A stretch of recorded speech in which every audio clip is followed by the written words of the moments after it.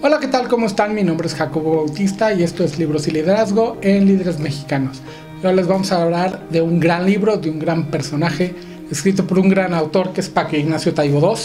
El personaje en cuestión es Pancho Villa. El libro es una biografía narrativa, la biografía de uno de los héroes de la Revolución Mexicana, Pancho Villa, que ya ha sido tratado en muchísimos otros libros, muchísimos otros películas, muchísimos otros lados, pero siempre dejando este arista del villano, del robavacas, del asesino.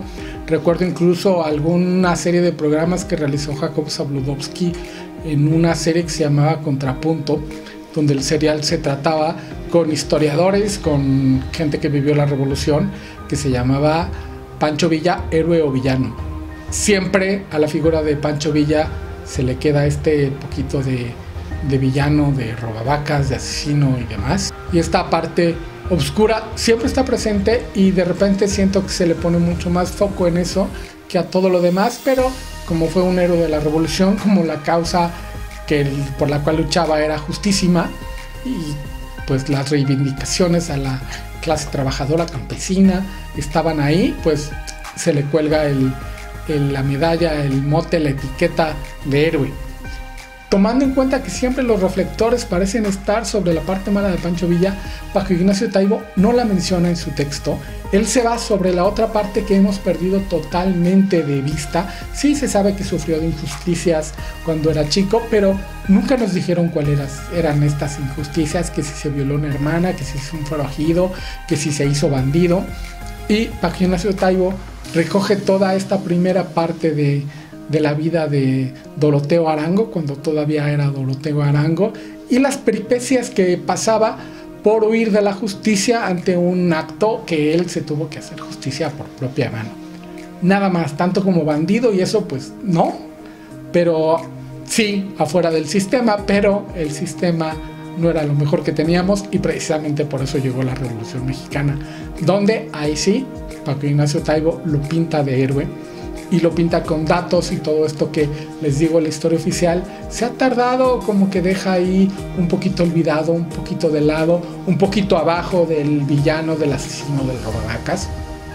No, él pinta a un personaje obsesionado con la justicia, obsesionado con la educación, conquistaba terrenos, conquistaba pueblos y demás, y lo que hacía era poner escuelas. Era lo que tenía el tipo en la cabeza, poner escuelas, porque sabían que con las escuelas, con la educación de todos esos niños que lo admiraban, se iba a salir adelante. Desgraciadamente sus experimentos, tanto el de las escuelas como el de la economía justa, porque obligaba a las tiendas a vender lo justo, él quería deshacerse de ese sistema económico que imperaba entonces y hacer el comercio justo. Eso es lo que hace Paco Ignacio Taibo con esta biografía.